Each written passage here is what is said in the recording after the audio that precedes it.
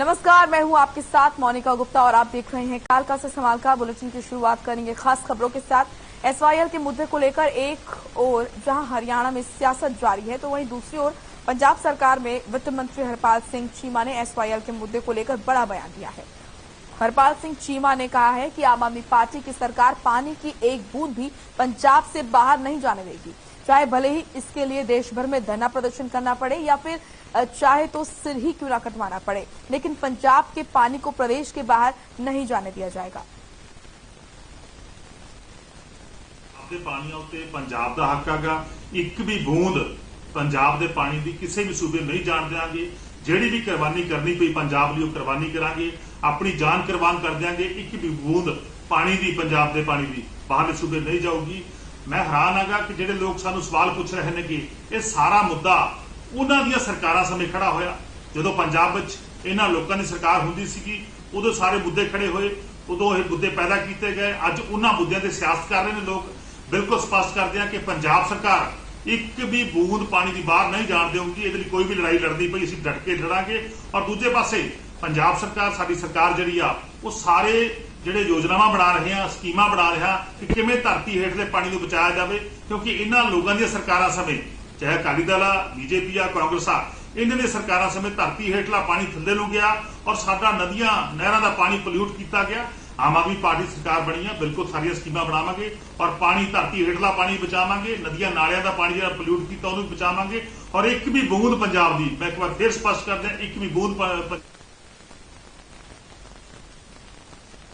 वहीं चंडीगढ़ में कैबिनेट मंत्री मूलचंद शर्मा का बयान सामने आया है, जहां उन्होंने लोकल बॉडी और हाउसिंग फॉर ऑल तो मीटिंग तो इन दोनों में से किसी न किसी की थी और वो हाउसिंग फॉर ऑल की थी। रूटीन मीटिंग थी, यूएलबी की भी होती रहती है, हाउसिंग फॉर ऑल की भी होती रहती है।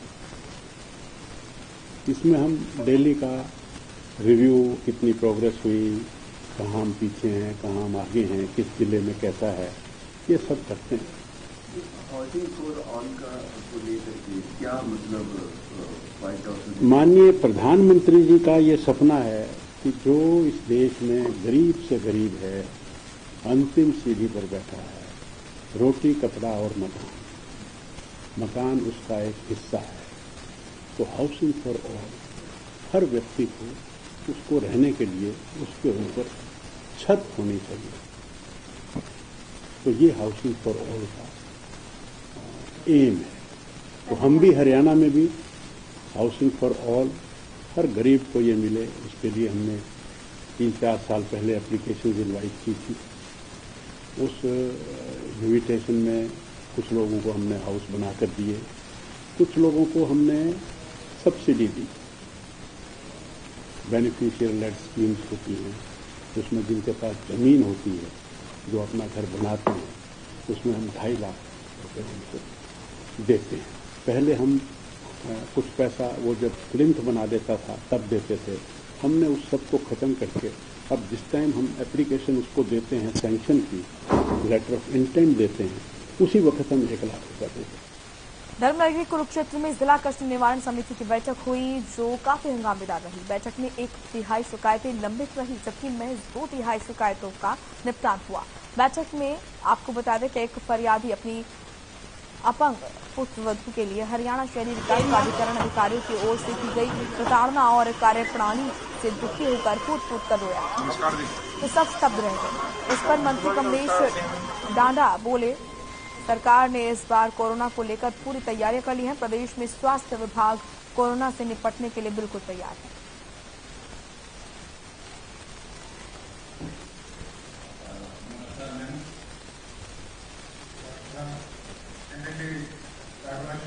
आज जिला कुरुक्षेत्र की जो जिला कष्ट निवारण समिति की बैठक थी, उसमें मेरे पास 15 एजेंडे आई थी, 15 शिकायतें थी, जिसमें से 10 फाइल होगी और 5 पेंडिंग है। तो 5 जो शिकायतें वो अगली मीटिंग के लिए रख दी और उसमें अगली में उसको करने का काम करेंगे। 2 मुद्दे ज़्यादा गर्म रहे तो क्या कार्रवाई करेंगे? बिल्कुल आपके सामने ही बात हुई है, उस पर हमको बोल दिया अधिकारियों को भी जिनके एप्लीकेशन लिखते थे उनका जायज बनता है, उस पर कार्रवाई करेंगे और उनको बिल्कुल न्याय मिलेगा। और हर एक आदमी को जो उनका जो उनकी शिकायत है, कोई काम है, जिससे भी अधिकारी के संबंधित है उसको आदेश निर्देश दिए, उसको पूरा करने का काम करें। मेरी बहू लगी है लो विजन के तहत उड्डा में कलर गए उड्डा में 4-5 आदमी 2-3 अफसर तो यहाँ के हैं, 2-3 अफसर है वहाँ के, यहाँ असिस्टेंट सुपरिटेंडेंट और जो स्टेट अफसर और सुपरिटेंडेंट और एक और ये बड़ा अफसर और रंगा, ये 4-5 आदमी ग्रुप है। इनकी पानीपत की रेफरी करी थी, वो तो देख लो। वो बोला मैं कह रहा हूँ अपनी तरफ से पानीपत के केस चल रहे ही नहीं पे, इसी स्टेट अफसर पे। और भाई इसका बाप था एसपी और दूसरा मंत्री। ये क्या सोचा है, हर आदमी ने दबान की सोचा है। जैसे हमारा बहू थी सिंगल विंडो पे सिर्फ इतना काम होगा कि जो आधार कार्ड, जैसे आप ये सिंगल विंडो पे गए, आधार कार्ड लेकर आप गए, वो आधार कार्ड चेक करना हो। आधार कार्ड पहले से ही अपलोड हुआ है, सिंगल विंडो का यही काम है, बस आधार कार्ड चेक करना। लेकिन इसकी जो फाइल चेक करते हैं वो 5 आदमी करते हैं, जेई, अकाउंटेंट, असिस्टेंट, सुपरिटेंडेंट और यो स्टेट अफसर। और इन 5 ने ऑलरेडी ये ले रहा हमें कागज लिख के दे रखे कि ये फाइल हमने चेक करी। इन लोगों ने लिख के दिया हुआ कि ये फाइल हमने चेक करी। जब तुमने चेक करी तो ये गड़बड़ कैसे होगी?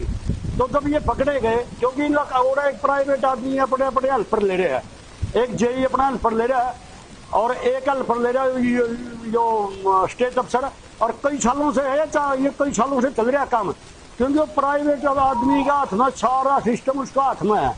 वो इनकी सारी इन्हों बता देगा मैं फलाना प्लॉट का मालिक मर गया, फलाने प्लॉट के कागज को नहीं। और उस लेडीज ने कागज भी लिए भी तरदा, उसको सेटिस्फाई कॉपी किसने दी? सेटिस्फाई कॉपी भी तो ली उसने, सेटिस्फाई कॉपी किसने दी? उसको तोड़ दो हैं। जब ये पकड़े गए, जब बोला सिंगल विंडो बता, तो बोला सिंगल विंडो वाला ने इसकी वो बताइए, सिंगल विंडो हो गया, सिंगल विंडो वाला ने लिख के दे दिया। चंडीगढ़ में हरियाणा के गेहूं की सरकारी खरीद को लेकर फूड सप्लाई सेक्रेटरी IAS अंकुर गुप्ता का बयान सामने आया है। उन्होंने कहा कि अब तक प्रदेश में कुल 36,50,000 मीट्रिक टन गेहूं की आवक हुई है, जो बीते साल के मुकाबले करीबन 13 लाख मीट्रिक टन कम है।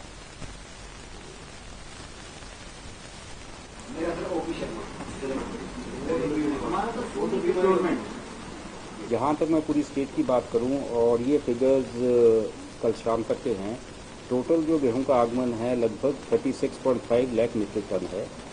बट अगर इसी फिगर को मैं कंपेयर करूँ पिछले साल की कॉरेस्पॉन्डिंग डेट से, तो पिछले साल लगभग 49 लाख मीट्रिक टन था।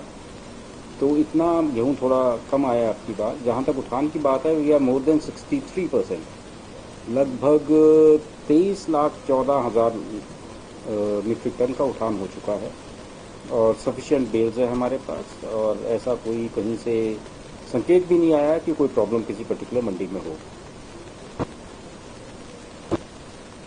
इसके अलावा क्योंकि देखा जा रहा था पहले पूरे बीच में जो काम कम हो रहा है, और कैसे ये किया गया है, पूरी तस्वीर को क्लियर किया गया है कि कितना % हो गया, और आगे की पिछली बार से काफी कम है गेहूँ जो आवक हुई है। उठान कम होने की शुरू में 3 वजह थी। एक, जो मंडी में अनाज आ रहा था वो स्पेसिफिकेशंस को मीट नहीं कर रहा था, क्योंकि शुरू में कई बार ये प्रॉब्लम आती है। दूसरा, एक कोर्ट का स्टे था जिससे मेरी 30 मंडियों पर जो लिफ्टिंग और जिसमें ट्रांसपोर्टेशन एंड लेबर टेंडर होते हैं उन पे स्टे लगा हुआ था। वो फैसला जैसे ही हमारे हक में हुआ, हमारी तैयारी थी इमीडिएटली वहाँ भी लिफ्टिंग स्टार्ट होगी। तीसरा, FCI ने कुछ ऐसे निर्देश निकाले थे जिससे कि लिफ्टिंग में एजेंसीज को प्रॉब्लम आ रही थी। वो FCI से डिस्कस करके 24 घंटे के अंदर हमने वो आदेश वापस करा के फ्रेश ऑर्डर्स जारी। वहीं कैथल के अनाज मंडी में पिछले 10 दिनों से गेहूं की उठान न होने के कारण मंडी गेहूं के कट्टों से भरी पड़ी है, जिस कारण मंडी के आढ़तियों में जिला प्रशासन और अधिकारियों के प्रति रोष देखने को मिला। वहीं मंडी के आढ़तियों का कहना है कि एक तो मंडी में उठा नहीं हो रहा है और ऊपर से जो ट्रक चालक हैं वो 4 रुपए प्रति कट्टे के हिसाब से रिश्वत मांग रहे हैं। भला ऐसे में वो किस किस को रिश्वत देंगे? जिसके बाद मंडी में चल रहे रिश्वत खेल के बारे में आढ़ती जिले के अधिकारियों को भी अवगत करवाया है और अधिकारी भी यहां पर फर्मों के साथ मिली भगत किए हैं, इसलिए उन पर कोई कार्रवाई नहीं कर रहे, जिसका खामियाजा आढ़तियों को भुगतना पड़ रहा है।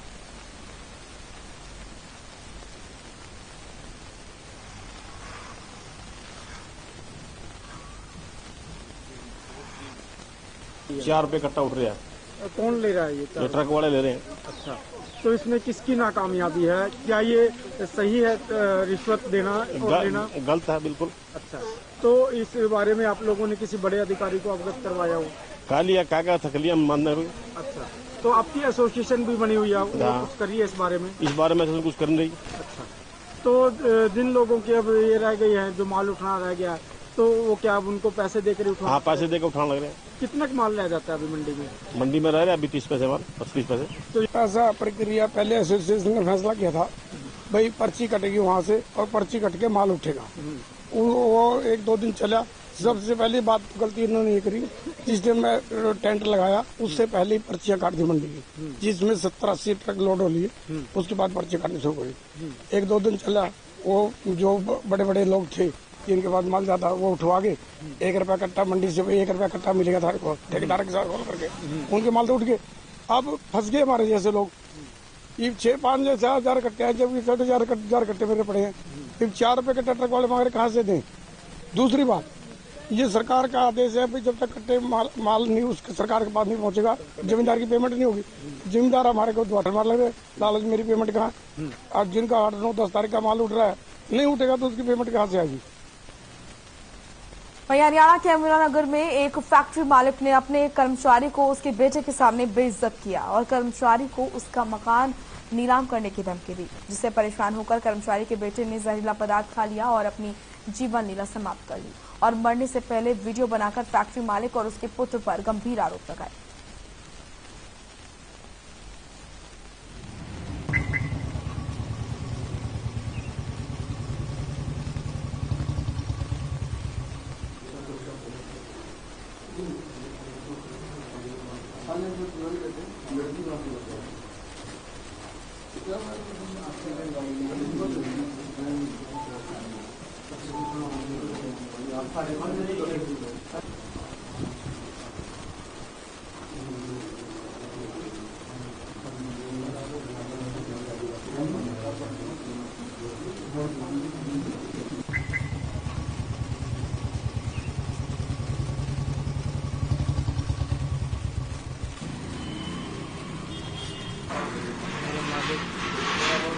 मैं सुसाइड करने जा रहा हूँ। मेरे सच्चे पातशाह मोहित के बानों ने मेरे पापा जी ने मेरे सच्चे पातशाह जगह मोहित के बानों मालिक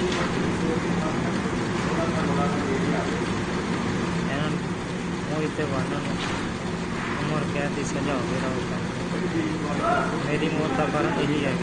बट अब सुबह इन्होंने कोई वीडियो पेश की है कि लड़के ने वीडियो सुसाइड से पहले वीडियो बनाई है कि ये फैक्ट्री में काम करते थे। इसका फादर, ये दोनों थे, एक चेतन मेटल फैक्ट्री है उसमें काम करते थे और वहाँ इनकी ये कह रही थी मारी वहाँ 20 दिन पहले फैक्ट्री मालिक के साथ हमारी कुछ कहा सुनी हुई थी और कल ये इसका फादर, मृतक का फादर कल फैक्ट्री नहीं गया, ये इसका लड़का गया हुआ था।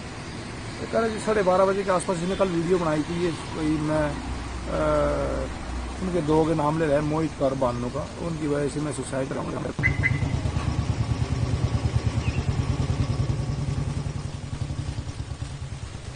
तो आहत होकर उस शख्स ने आत्महत्या कर ली।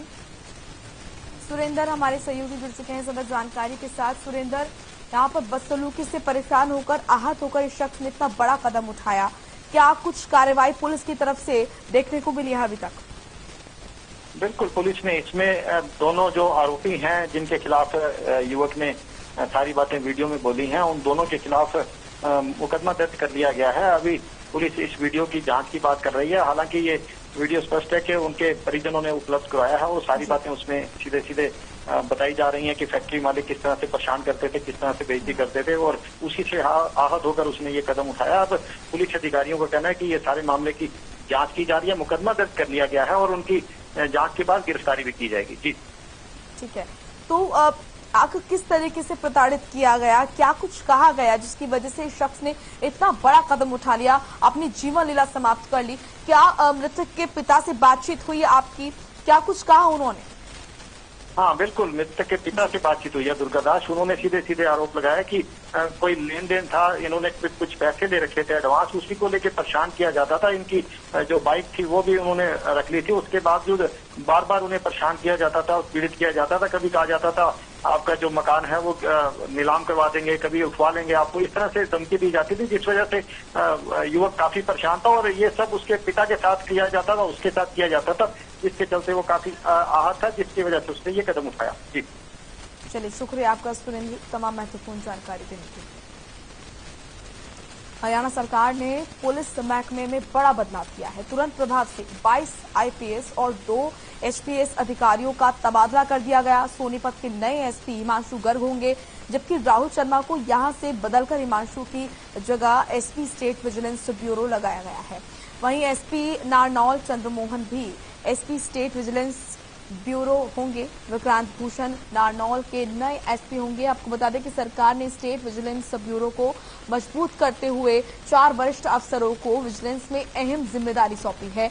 आईपीएस डॉक्टर हनीफ कुरैशी को सीपी पंचकुला लगाया है।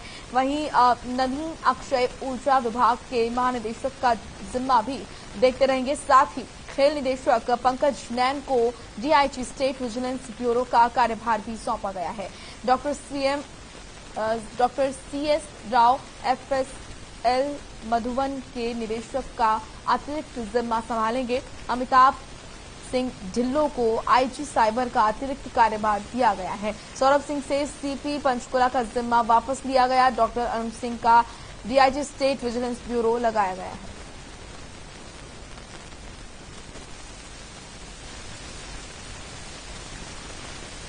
तो ये लिस्ट आप देख रहे हैं, पुलिस महकमे में ये बड़े बदलाव किए गए।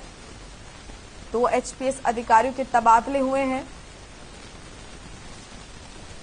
वहीं पुनाहाना से कांग्रेस के विधायक और पूर्व मंत्री मोहम्मद इलियास के बेटे एडवोकेट जावेद खान ने जेजेपी का दामन थाम लिया है। आपको बता दें कि दिल्ली में हरियाणा के उप मुख्यमंत्री दुष्यंत चौटाला ने जावेद खान और उनके सभी साथियों को पार्टी का पट्टा पहनाया और जेजेपी में उनका स्वागत किया। इस दौरान डिप्टी सीएम दुष्यंत चौटाला ने कहा कि पार्टी में शामिल हुए सभी नए साथियों को पूरा मान सम्मान मिलेगा और इनके आने से न केवल पुनाहाना बल्कि पूरे नूक क्षेत्र में पार्टी और भी मजबूत होगी। कांग्रेस एमएलए के बेटे ने बीजेपी यहां पर जेजेपी का दामन थामा। तस्वीरें आप देख रहे हैं, जावेद खान ने ली जेजेपी की सदस्यता।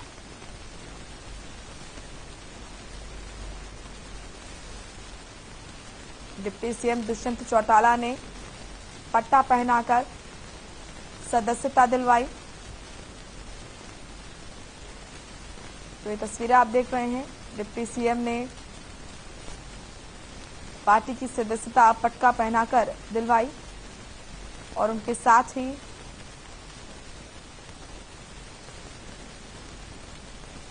चलिए, फिलहाल कालका से समालखा में इतना ही। आप देखते रहिए हर खबर। नमस्कार।